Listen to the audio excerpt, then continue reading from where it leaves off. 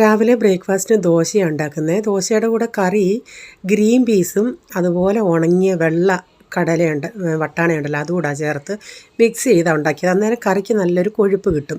അതിനു വേണ്ടി അപ്പോൾ ഞാൻ കറിക്ക് കടുകൊക്കെ വറുത്ത്, അപ്പോൾ ഞാൻ ഈ തിക്കിലല്ല ദോശയ്ക്കെടുക്കുന്നത്. ഈ തിക്കിൽ ഞാൻ കുറച്ചെടുത്ത് മാറ്റി വെച്ചിട്ട് പൂരിക്കെടുക്കും, പിന്നെ ഇച്ചിരി ലൂസാക്കി ദോശയ്ക്കെടുക്കും. ഞാനിങ്ങനെ കടലക്കറി ഇതൊക്കെ ചെയ്യുന്ന ഉടനെ ഒരു ബ്രേക്ക്ഫാസ്റ്റിന് പിറ്റേ ദിവസം അല്ലെങ്കിൽ അതിൻ്റെ തലേന്ന് ഞാൻ പൂരി ഉണ്ടാക്കും. അതിലൂടെ ഉപയോഗിക്കത്തക്ക വിധത്തിലാണ് ഞാൻ ഈ കറി ഉണ്ടാക്കുന്നത്. അതിനുശേഷം പിന്നെ ചായയൊക്കെ റെഡിയായി, ചായയൊക്കെ എല്ലാവർക്കും കൊടുത്തു. പിന്നെ കഞ്ഞിക്ക് വെള്ളം വെച്ചിട്ടുണ്ടായിരുന്നു. വെള്ളം അനന്നുണ്ണെ അരി ഇട്ടിട്ടുണ്ട്. കുടിക്കാനായിട്ടുള്ള വെള്ളം തിളപ്പിക്കാനായിട്ട് വെച്ചു.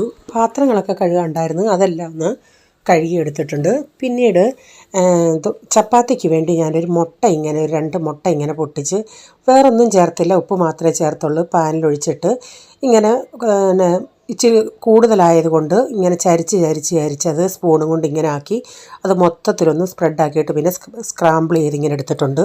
ചപ്പാത്തിക്ക് ഇങ്ങനെ ഉണ്ടാക്കി കഴിക്കുന്നത് നല്ലൊരു ടേസ്റ്റാണ്. അപ്പോൾ ഇന്നലത്തെ മീൻകറി ഇത്തിരി ഉണ്ടായിരുന്നു, അതൊന്ന് തിളപ്പിച്ചെടുത്ത് വെച്ചിട്ടുണ്ട്. അപ്പോൾ അത് തിളപ്പിച്ച് വെച്ചതിന് ശേഷം പിന്നെ തോരൻ വെക്കുന്നത് ബീൻസ് തോരനാണ്. അപ്പോൾ ഞാൻ ആ ബോക്സിലെടുത്ത് കാണിച്ചില്ലേ, അത് ഈ സ്പ്രൗട്ട് മുളപ്പിച്ചതാണ്. അത് ഞാൻ റേച്ചാൻ ബാഡ്മിൻ്റൺ കളിക്കാൻ പറഞ്ഞ ഒരു കൂട്ടുകാരൻ കൊടുത്തതാണ് സാലഡ് ഉണ്ടാക്കാനായിട്ട്.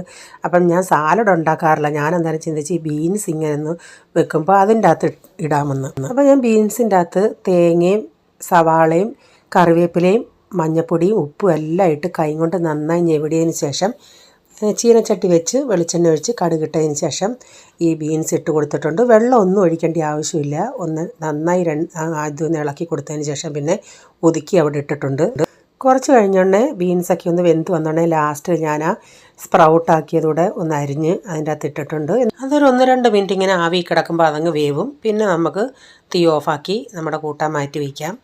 അതിനുശേഷം ഞാൻ കുറച്ച് മധുരക്കിഴങ്ങ് ഇരിപ്പുണ്ടായിരുന്നു, അതൊന്ന് ഞാൻ ബോയിൽ ചെയ്തെടുത്തിട്ടുണ്ട്. അപ്പോൾ ഉച്ചയ്ക്ക് ഇന്ന് എനിക്ക് എൻ്റെ ഫുഡ്. അപ്പോൾ ഞാൻ കുറച്ച് ഉപ്പുനീരുണ്ടാക്കിയിട്ടുണ്ട്. ഉപ്പുനീരെന്ന് പറഞ്ഞാൽ കുറച്ച് വെള്ളത്തിൻ്റെ അകത്ത് ഉപ്പിട്ടതിന് ശേഷം അതിൽ കൊച്ചുള്ളി ഉണ്ടെങ്കിൽ കൊച്ചുള്ളി എന്നുള്ളത് ഞാൻ സവാളയാണ് ചേർത്തത്. സവാള അരിഞ്ഞതും പച്ചമുളക് അരിഞ്ഞതും അതെല്ലാം കൂടെ ഞെവിടിയതായത്. എന്നിട്ട് അത് മുക്കി കഴിക്കാൻ നല്ല ടേസ്റ്റാണ്. അപ്പോൾ ഇന്ന് ഉച്ചയ്ക്ക് എനിക്ക് അടിപൊളി കുശാലായി. അപ്പോൾ ഈ വീഡിയോയുടെ ഫുള്ളായിട്ടുള്ള വീഡിയോ ആർക്കെങ്കിലും കാണാൻ താല്പര്യം ഉണ്ടെങ്കിൽ ഞാൻ ബിജീസ് കിച്ചൻ ചാനൽ വ്ളോഗിൽ ഇട്ടിട്ടുണ്ട്.